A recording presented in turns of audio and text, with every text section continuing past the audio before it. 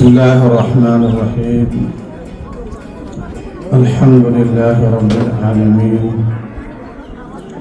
والعاقبة للمتقين والصلاة والسلام على سيد الأنبياء والمرسلين وعلى آله وأصحابه أجمعين.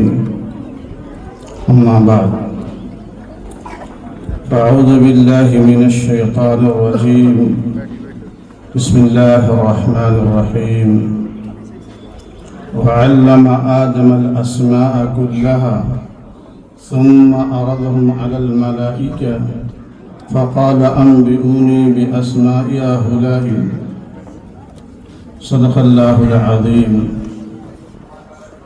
وقال النبي صلى الله عليه وسلم: طلب العلم فريضة على كل مسلم، وفي رواية مسلم، او كما قال علیہ الصلاۃ والسلام. ہو لاکھوں سلام اس آقا پر، ہو لاکھوں سلام اس آقا پر، بت لاکھوں جس نے توڑ دیے، دنیا کو دیا پیغام سکون، طوفانوں کے رخ موڑ دیے. اس محسن عالم نے آ کر کیا کیا نہ دیا انسانوں کو، دستور دیا، منشور دیا، کئی راہیں دی، کئی موڑ دیے. زباں پہ مومنوں کے جب بھی ذکر تاجدار آئے تو اس کے بعد لازم ہے کہ ذکر چار یار آئے. ابو بکر و عمر عثمان و حیدر باوفا جب ہوں تو کیوں کر نہ باغ مصطفیٰ میں پھر بہار آئے. صدر محترم، معزز علماء کرام، میرے لیے اس وقت لب کشائی بہت مشکل اور بہت دشوار ہے. دراصل ہماری مقبولیت کے پیچھے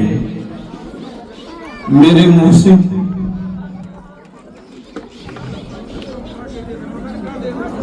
میرے کرم فرما میرے استاد محترم حضرت مولانا شمشاد صاحب قاسمی دام فضول کا بے کرم بے پناہ احسان ہے، ان کا کرم ہے، ان کی ذرہ نمازی ہے. آج میں جو کچھ بھی ہوں میں اپنے استاد محترم کی محنت اور کوششوں کی وجہ سے سماج میں، قوم میں، ملت میں، معاشرے میں جو میری ایک پہچان ہے، یہ صرف اور صرف میرے استاد محترم کی محنت اور ان کی کوششوں کا نتیجہ ہے. اللہ ان کی عمر میں، ان کی صحت میں برکت عطا فرمائے. اللہ ان کو تا دیر ہمارے سروں پہ قائم اور دائم رکھے. جب میں اشتہار دیواری کے اندر قدم رکھا ہوں، بلا مبالغہ، بلا تصنع، نورانی ماحول دیکھ کر کے مجھے بہت خوشی اور مسرت ہوئی.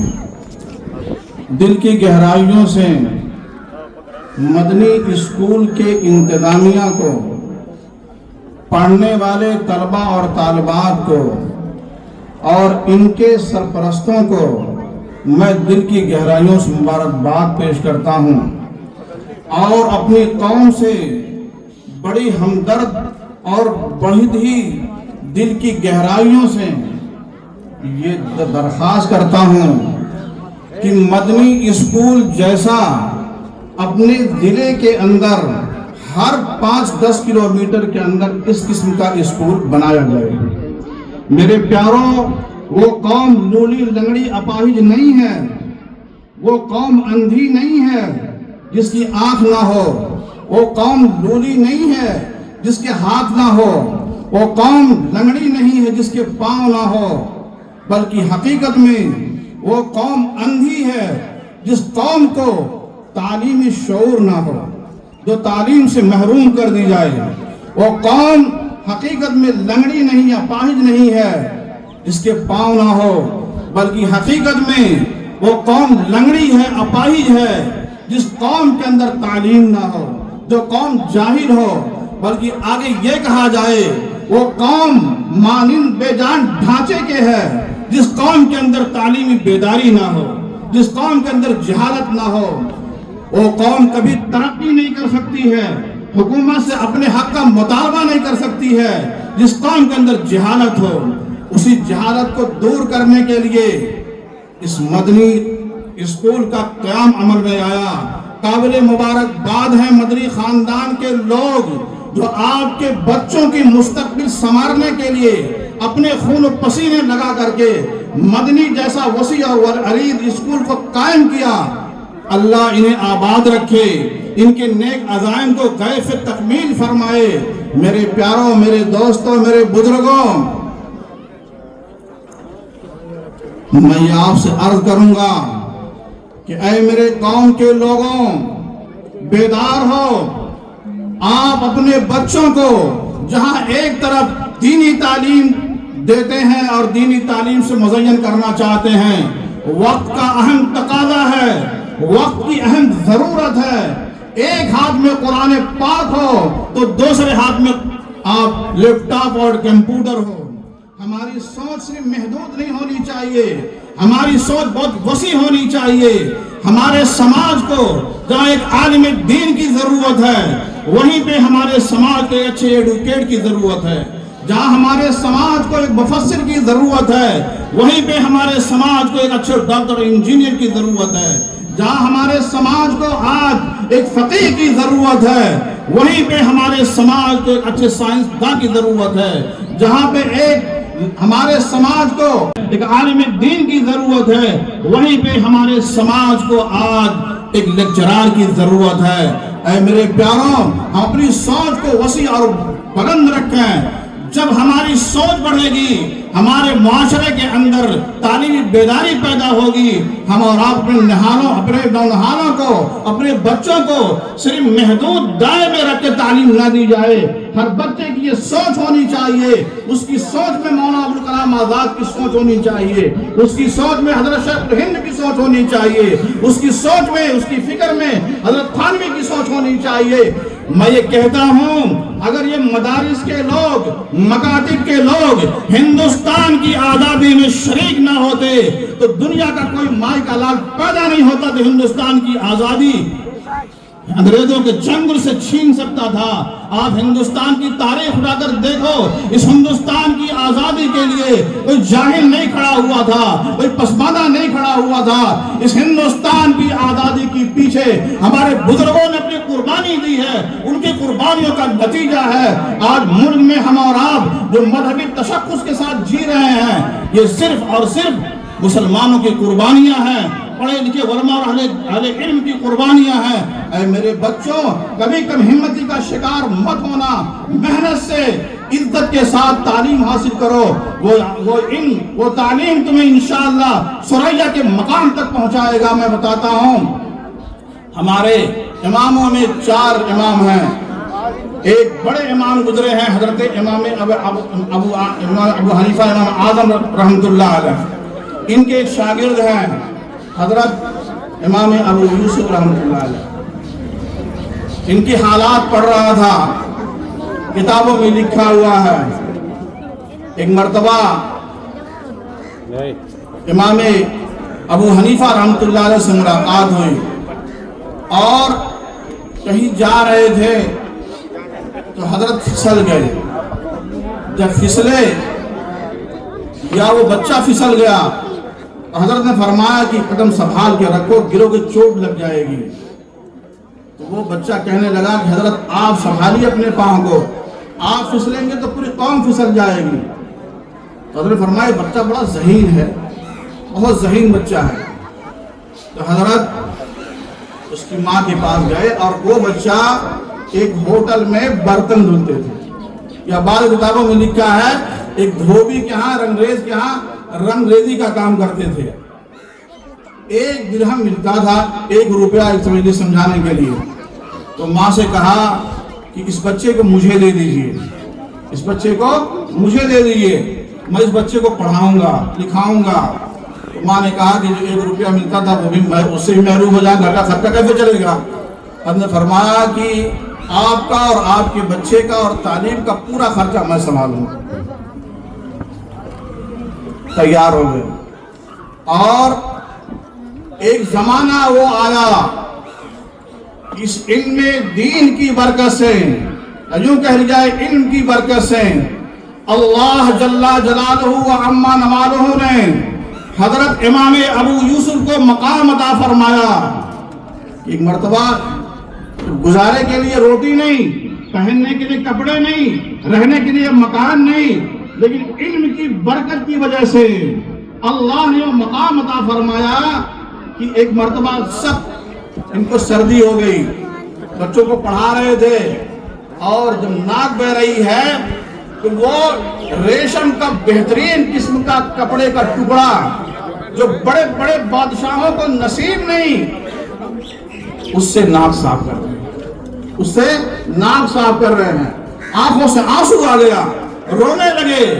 اور یہیں تک نہیں، ان کے ناشتے کا جو بادشاہ انتظام کرتا تھا، جو بڑے بڑے بادشاہوں کو وہ میسر نہیں، تو اللہ جل جلالہ و عما نوالہ نے صرف اور صرف علم کی برکت کی وجہ سے اللہ نے مقام عطا فرمایا کہ ریشم کا بہترین ٹکڑا جسے بادشاہ محروم ہے پہننے سے، وہ امام ابو یوسف رحمۃ اللہ علیہ کو علم کی برکت کی وجہ سے ان کی ناک صاف کرنے کے لیے ان کو عطا کیا۔ بچوں، کبھی کبھی ہمتی کا شکار مت ہونا، اور انہی بچوں میں انشاءاللہ پڑھنے والے بچے، انہی بچوں میں آگے چل کے اللہ نے چاہے انہیں پروفیسر پیدا ہوں گے، لیکچرار پیدا ہوں گے، ڈی ایم اور ایس پی پیدا ہوں گے، کلکٹر پیدا ہوں گے۔ اے بچوں، اپنے مقام کو پہچانو۔ میں کہتا ہوں، آپ کے ماں باپ نے اس مدرسے اسکول کے حوالے کیا ہے، جب آپ مدرسے میں آئیں تو اپنے اوقات کا خیال رکھو۔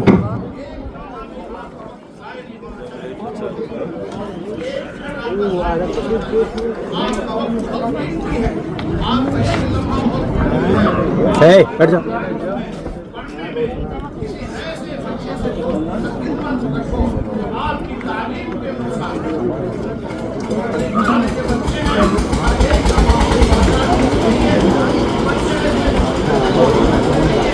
آپ ان بچوں سے ملو گے تو اس کے اثرات آپ پہ مرتب ہوں گے، اور جو بچہ آپ کو تعلیم سے روکنے کا سبب بنے وہ آپ کا دوست نہیں، وہ آپ کا دشمن ہے۔ آپ کے ماں باپ اپنی گاڑی کمائی آپ پہ خرچ کر رہے ہیں، اپنے جگر کا ٹکڑا اور مدرسے میں اسکول میں رکھ کر کے وہ پرورش کروا رہے ہیں، تعلیم دلوا رہے ہیں۔ میرے پیارو، اپنے ماں باپ کی گاڑی کمائی کا ایک ایک روپے کی قدر کرو، ایک ایک روپے کی قدر کرو۔ اگر ہم نے وقت ایسے گزار دیا، آپ نے ماں باپ کو دھوکہ دیا، اپنے اساتذہ کو دھوکہ دیا، منتظمین کو دھوکہ دیا، آپ نے اپنی زندگی خود ہی تباہ کر لی۔ یہ جو قیمتی وقت ہے، سونے سے زیادہ قیمتی، سے اس وقت کو ضائع نہ ہونے۔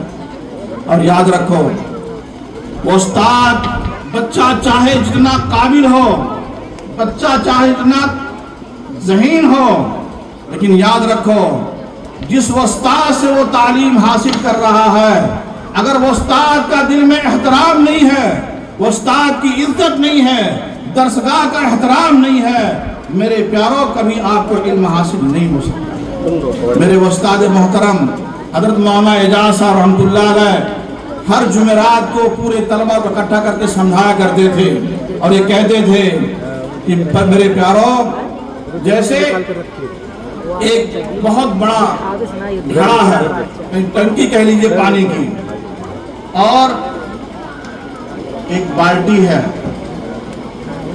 بالٹی یہ کہے کہ میں اس ٹنکی کے نل کے نیچے نہیں رہوں گا، بلکہ اس ٹنکی کے اوپر رہوں گا۔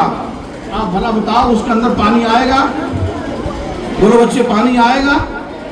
اگر پانی چاہتے ہو کہ اس گھڑے میں، اس بالٹی میں آئے، تو اس ٹانکی کا جو نل لگا ہوا اس کے نیچے ہی رہنا پڑے گا، اس کے نیچے ہی رہنا پڑے گا۔ آپ پوری تاریخ الٹ کر دیکھ لیجئے، جو بڑے بڑے علماء اور بڑے بڑے پروفیسر اور ہندوستان کے بڑے بڑے جو لوگ پیدا ہوئے ہیں، جو ملک کے اندر مختلف مقامات میں ان سے تعلیمی مشورہ لیا جاتا ہے، ان کے پیچھے دیکھیں گے تو ان کی اساتذہ کی محنت ہے، ان کے ماں باپ کی جد و جہد ہے، منتظمہ کی محنت اور کوششیں ہیں، وہ سارا نظام یہاں قائم ہے۔ آپ اس نظام سے فائدہ اٹھاؤ، اور یہ اسکول جہاں ایک طرف عصری تعلیم دی جا رہی ہے، وہیں دوسری طرف دینی تعلیم دی جا رہی ہے۔ اس طریقے سے میں جو قوم کے ہمدرد ہیں، قوم کے بہی خواہ ہیں، ان سے میں کہوں گا کہ اے میرے پیارو، اگر آپ اپنی نسلوں کو تباہی سے بچانا چاہتے ہو، اپنے نسلوں کو بربادی سے بچانا چاہتے ہو، تو آپ جگہ جگہ ایسا اسکول قائم کرو کہ دینی ماحول میں ہم اور آپ عصری تعلیم اپنے بچوں کو دیں، دینی ماحول میں عصری تعلیم دیں۔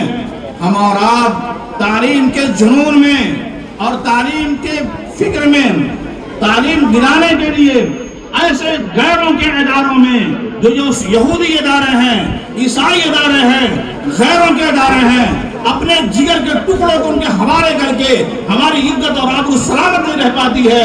اس لیے ہمیں تعلیم بھی دینا ہے، اپنی عزت اور آبرو کو باقی اور سلامت بھی رکھنا ہے۔ اس کے لیے ضروری ہے دینی ماحول میں عصری تعلیم دی جائے۔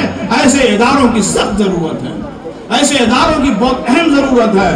اس لیے میں درخواست کروں گا اس معاملے میں اپنے علاقے کے جو ہمدرد ہیں اور بڑے تاجر ہیں، بڑے کاروباری لوگ ہیں، میرے پیارو اس سلسلے میں بیٹھ کے مشورہ کرو، اس سلسلے میں بیٹھ کر کے غور کرو، اور یاد رکھو یہ مدرسے کی بنیاد، یہ مدرسے اسکول کی بنیاد کوئی نئی چیز نہیں ہے، کوئی نئی بات نہیں ہے۔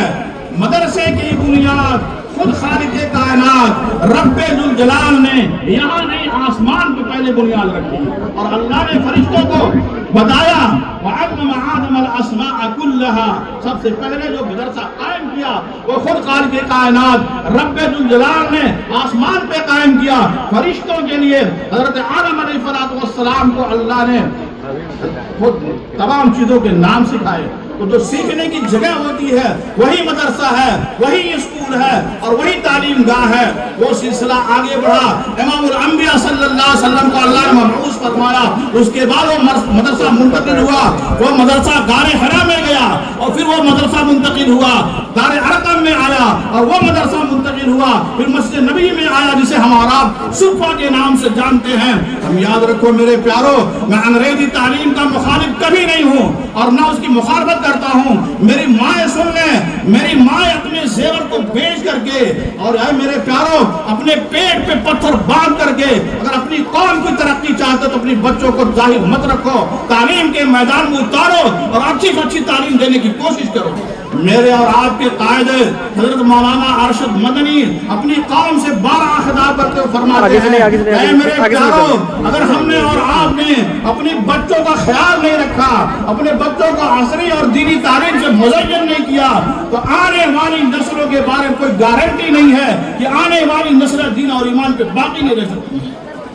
اس لیے میری مائیں، میری بہنیں غور سے سنیں کہ بچے 8 یا 10 گھنٹہ اسکول میں رہتے ہیں، بقیہ اوقات آپ کے پاس رہتے ہیں۔ اس لیے ماں سے یہ کہوں گا کہ اے مائیں تم دینداری کے راستے پہ آؤ۔ سب سے پہلی مکتب، سب سے پہلی درسگاہ ماں کی گود ہوتی ہے۔ جب ماں دیندار ہوگی تو بچے دیندار ہوں گے، جب ماں کے اندر دینداری نہیں ہوگی تو بچے بددین ہو جائیں گے۔ تو پہلے تم دینداری کے راستے پہ آؤ اور ان کو تم دینداری کے راستے پہ لاؤ۔ آؤ میں بتاتا ہوں، ہمارے بزرگوں میں بڑے بزرگ گزرے ہیں، حضرت خواجہ قطب الدین بختیار کاکی رحمۃ اللہ علیہ۔ مائیں سنو ان کی داستانیں، ان کی باتیں سنو۔ اور خواجہ قطب الدین بختیار کاکی اور ان لوگوں میں ہیں کہ اپنے مرنے سے پہلے انہوں نے 4 وصیتیں کی کہ میرے جنازے کی نماز وہ آدمی پڑھا جس کے اندر 4 شرطیں پڑھی۔ پہلی شرط یہ لکھی جب سے بالغ ہوا ہو میرے جنازے کی نماز پڑھانے تک کبھی بھی اس کی کوئی تکبیر اولا نہ چھوٹی ہو۔ دوسری شرط یہ رکھی میرے جنازے کی نماز پڑھانے تک کبھی وہ اس کی عصر کی سنت نہ فوت ہوئی ہو۔ تیسری شرط یہ رکھی میرے جنازے کی نماز پڑھانے تک کبھی بھی اس کی تہجد کی نماز نہ فوت ہوئی ہو۔ یہ 3 شرطیں کرنے کی تھی۔ چوتھی شرط بڑی ٹیڑھی وہ یہ کہ جب سے بالغ ہوا ہو میرے جنازے کی نماز پڑھانے تک کبھی بھی ماں بہن بیٹی کے علاوہ کسی اجنبی عورت پہ نگاہ نہ پڑی۔ یہ صفت کہاں سے پیدا ہوئی, یہ صلاحیت کہاں سے پیدا ہوئی؟ بتاؤں آپ کو, جب ماں نے ان کو مکتب میں بھیجا پڑھنے کے لیے, اور جب پڑھ کر کے یہ گھر آتے ہیں تو ماں کہتی ہے بیٹا 2 رکعت نماز پڑھو اور اللہ سے اپنے کھانے کا مطالبہ کرو. کیا کہا؟ اللہ سے اپنا کھانا مانگو.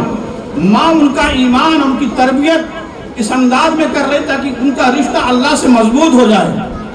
وہ ایک صندوق کے اندر کھانا رکھ دیا کرتی تھی. بچہ نماز پڑھا, صندوق کھولا, وہاں کھانا موجود. آج تو ہماری ماں کا بڑا برا حال ہے, اللہ معاف فرمائے. ہماری ماں کی سوچ دیکھیے, ایک ہاتھ میں بچہ ہے اور یہ آٹا گود رہی ہے, ٹی وی چل رہی ہے. جب وہ بچہ بڑا ہوگا تو یہ کہے گا کہ یہ کوئی وظیفہ ہے, اماں کرتی تھی ہم بھی کریں گے. تو بجائے ماں سنو, جب تک تم دیندار رہی, تمہارے اندر دینی شعور رہا, تمہارے اندر اللہ کا خوف پیدا ہوا اور تم اللہ سے ڈرتی تھی, تمہارے پیٹ سے انبیاء پیدا ہوئے, اولیاء پیدا ہوئے, شہداء پیدا ہوئے, صدیقین پیدا ہوئے. جب تمہارے اندر دینی گراوٹ پیدا ہوئی تو تمہارے گوشت سے شیطان پیدا ہوا, ابلیس پیدا ہوا اور اسلام کے دشمن پیدا ہوئے, نمرود پیدا ہوا, شداد اور قارون پیدا ہوا. اے مائیں, تم دیندار رہو گی, تمہارے گود میں بچہ پلنے والا انشاءاللہ دین کا دائی پیدا ہوگا, اسلام کا سپاہی پیدا ہوگا, ایمان اور اسلام کا محافظ پیدا ہوگا. اے مائیں, تم دینداری کے راستے پہ رہو. حضرت خواجہ قطب الدین بختیار کاکی کی ماں روز کھانا رکھ دیتی ہیں اور اس کے بعد بچہ نماز پڑھتا ہے اور اس کے بعد دعا کرتا ہے, صندوق کھولتا ہے, دیکھا بہترین کھانا رکھا ہوا. ماں ایک دن محلے میں کسی ضرورت سے چلی گئی, کھانا رکھنا بھول گئی.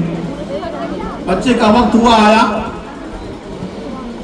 نماز پڑھا معمول کے مطابق, دعا کیا. اب ماں کو یاد آیا کہ میں نے کھانا تو رکھنا بھول گئی تھی, آج تو جو میں نے محنت کی ہے وہ سب ضائع ہو جائے گا. دوڑتی ہوئی آئی اور بچے نے جب صندوق کھولا تو دیکھا روز سے بہتر آج اچھا عمدہ کھانا ہے, آج اور اچھا کھانا ہے. آتے ہی ماں نے پوچھا بیٹے تیرے کھانے کا کیا ہوا؟ کہا ممی آج تو روز سے اچھا اور عمدہ بہتر کھانا ہے, تو بھی کھا. اسی دن سے ماں نے کھانا رکھنا بند کر دیا اور ان کا نام ہی پڑ گیا روٹی والے. ان کا نام ہی پڑ گیا روٹی والے. تو اے مائیں, اپنے بچوں کو اس طرح تربیت کرو, اپنے بچوں کی اس طرح پرورش کرو کہ ان کے دل دماغ ذہن میں اللہ کی عظمت, دین کی عظمت, رسول اللہ کی عظمت, ایک دینی ماحول پیدا کرو. اس دینی ماحول میں جب ہم اسکول میں بھیجیں گے انشاءاللہ اساتذہ کی تھوڑی محنت آپ کے بچوں کو ایسا سنوارے گی کہ وہ بچہ پورے ہندوستان کے لیے نہیں بلکہ پورے عالم اسلام کی مثال قائم کرے. حضرت سیدنا شیخ عبد القادر جیلانی رحمۃ اللہ علیہ چھوٹے ہیں, چھوٹے سے بچے ہیں. ماں نے نصیحت کی کہ بیٹا کفر کے بعد سب سے بڑا گناہ جھوٹ. کیا ہے؟ کفر کے بعد سب سے بڑا گناہ جھوٹ ہے. اور اس کے بعد آپ نے کہا میرے آقا صلی اللہ علیہ وسلم سے کسی سائل نے سوال کیا کہ مومن فلاں گناہ کر سکتا, فلاں گناہ کر سکتا, فلاں گناہ کر سکتا, گناہوں کی ایک فہرست شمار کی. جب جھوٹ کا نمبر آیا تو امام الانبیاء صلی اللہ علیہ وسلم فرماتے ہیں مومن سارے گناہ کر سکتا ہے پر جھوٹ نہیں بول سکتا. یہ نصیحت کر کے ماں نے حضرت سیدنا شیخ عبد القادر کی آستین کے اندر 40 اشرفیاں سل کے رکھ دی اور بیٹے کو نصیحت کر کے بھیج دیا, جاؤ تعلیم حاصل کرو. آگے بڑھے, چوروں نے پکڑ لیا اور لوگوں کے ساتھ, مشہور واقعہ بڑا ہوگا بچوں, پکڑ لیا اور پکڑنے کے بعد تلاشی شروع کی. کہا تمہارے پاس کچھ ہے؟ کہا ہاں. کیا؟ کہا 40 اشرفیاں کہاں رکھے ہو؟ آج دیکھو چھپا کر کے آستین میں رکھے ہیں. کہا کہ میرے پیارے, میرے بچے, تم چھپا کر کے سامان پیسہ رکھے تھے, تم چھپا لیے ہوتے. کہا نہیں, میری ماں نے مجھے یہ کہا ہے کہ جھوٹ بولنا بہت بڑا جرم اور گناہ ہے. 40 اشرفیاں چلی جائے مجھے اس کی پرواہ نہیں ہے, لیکن میری ماں نے کہا ہے, میرے آقا صلی اللہ علیہ وسلم نے فرمایا کہ جرم گناہ بہت بڑا, جھوٹ بہت بڑا گناہ اور جرم ہے, میں جھوٹ نہیں بول سکتا. چور پکڑ کر کے اپنے سردار کے پاس لے گئے. تو سردار نے وہی سوال کیا تو کہا کہ پوری بات سنا، بتانا نہیں چاہتا، پھر دہرایا ان کو. تو اس کا اثر یہ ہوا کہ بادشاہ کا تھا اتنا چھوٹا ننھا معصوم بچہ، یہ حالت، اور ہم جو اللہ کی ذات پہ بھروسہ نہیں. اللہ نے سچ کی برکت سے ان ڈاکوؤں کو توبہ کی توفیق عطا فرمائی اور سارے کے سارے چور ان ننھے منھے معصوم بچے کے ہاتھ پہ توبہ کر دی اور ان کی زندگی میں اللہ نے انقلاب لے آیا. اے میری مائیں، اس ننھے منھے معصوم بچے کے پیچھے آپ کا ہاتھ ہے، آپ کی پرورش کا ہاتھ ہے. جب آپ کے اندر دینداری آئے گی تو وہ دینداری بچوں کے اندر آئے گی. جب آپ اچھی رہو گے تو بچے اچھے رہیں گے. میں آپ سے درخواست کروں گا کہ آپ حضرات اپنے گھر کا ماحول بدلو اور اپنی زندگی میں انقلاب لاؤ. انہی چند معروضات پہ میں اپنی بات کو ختم کرتا ہوں. اللہ ہم سب کو اور اس مدرسے کو، منتظمہ کو، اللہ ہر فتنے سے، ہر بلا سے، ہر مصیبت سے، ہر پریشانی سے حفاظت فرمائے. اور منتظمہ کا جو عزائم ہے، جو ان کا پروجیکٹ ہے، اللہ غیب سے اس کی تکمیل فرمائے. وما علینا الا